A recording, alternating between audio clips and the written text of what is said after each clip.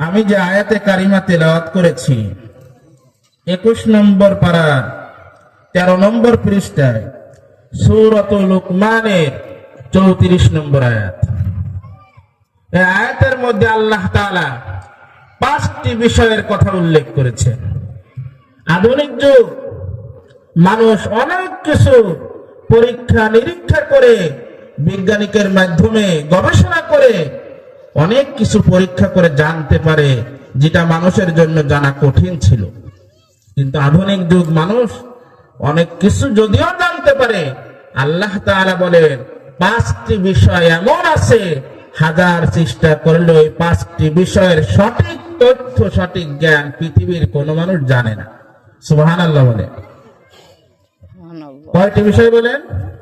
5টি বিষয় এমন রয়েছে, যতই চেষ্টা করো সবকিছু বের করতে পারবে, কিন্তু এই 5টি বিষয়ের জ্ঞান আমি আল্লাহ তাআলা ছাড়া পৃথিবীর কোনো মানুষ জানে না।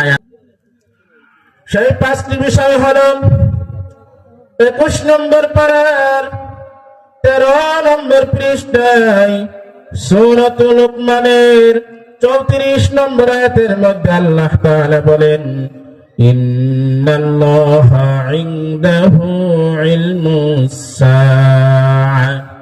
যে 5টি বিষয়ের জ্ঞান, যে 5টি বিষয় সম্পর্কে দুনিয়ার কোন মানুষের জানার ক্ষমতা না, আল্লাহ তাআলা বলেন এই 5টি বিষয়ের প্রথম নম্বর বিষয় হলো ইন্নাল্লাহা ইনদাহু ইলমুস সাআ।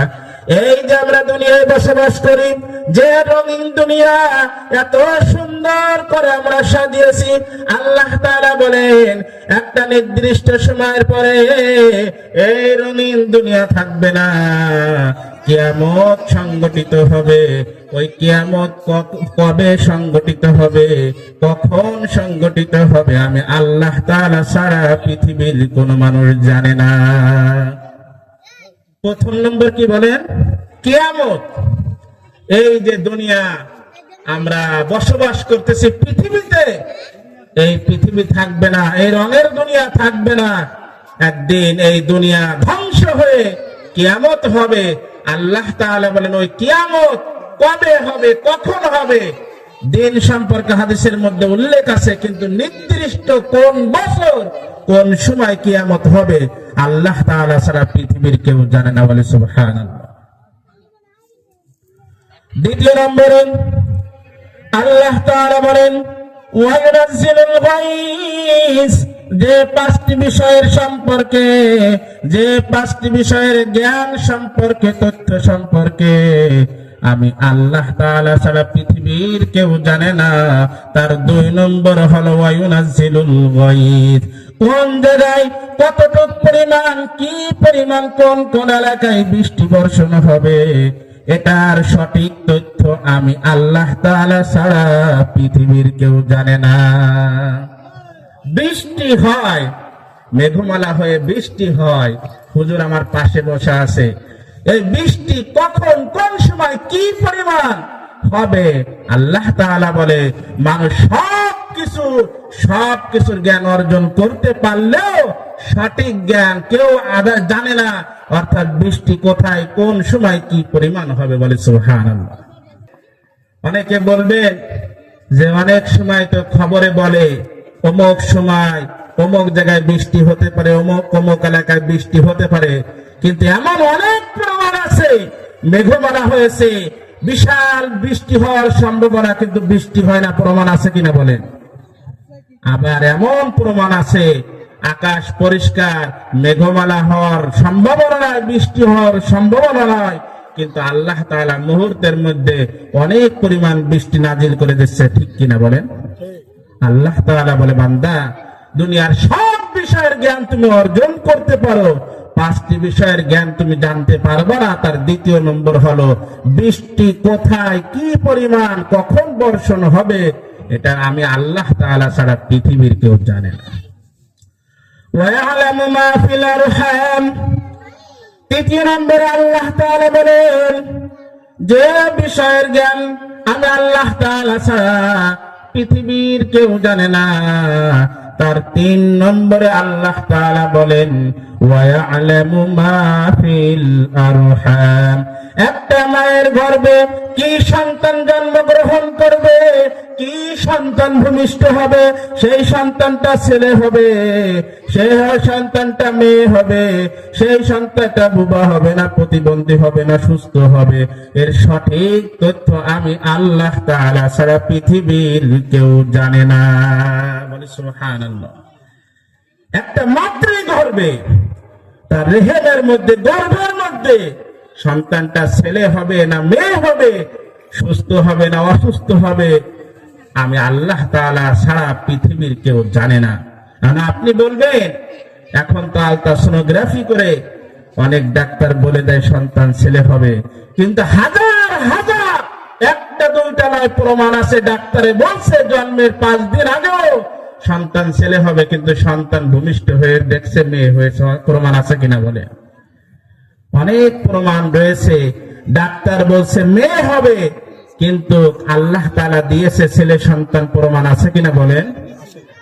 এমন অনেক প্রমাণ রয়েছে। ডাক্তার বলছে সন্তানের কোনো সমস্যা নাই, প্রতিবন্ধী হওয়ার সমস্যা নাই, হাত পা সবকিছু ঠিক আছে, কিন্তু আল্লাহ তাআলা তাকে প্রতিবন্ধী হিসেবে দুনিয়াতে পাঠিয়েছে। প্রমাণ আছে কিনা? অনেক সন্তান এমন রয়েছে গর্ভের মধ্যে পরীক্ষা করে দেখছে সন্তানের হাত পা পঙ্গু হয়েছে, আল্লাহ তাআলা অনেক প্রমাণ এরকম দেখিয়েছে, বাচ্চা সুস্থ হয়ে দুনিয়ায় আসছে। প্রমাণ আছে কিনা? আল্লাহ তাআলা বলেন ওয়ায়ালামু মা ফিল আরহাম।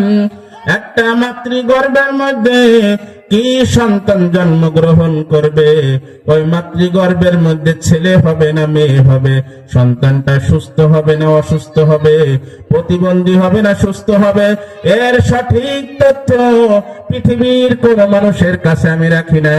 এর সঠিক তথ্য আমি আল্লাহ তাআলা ছাড়া পৃথিবীর কেউ জানে না। ওয়ামা তাদরি নাফসুম মাযা তাকসিবু গাদা।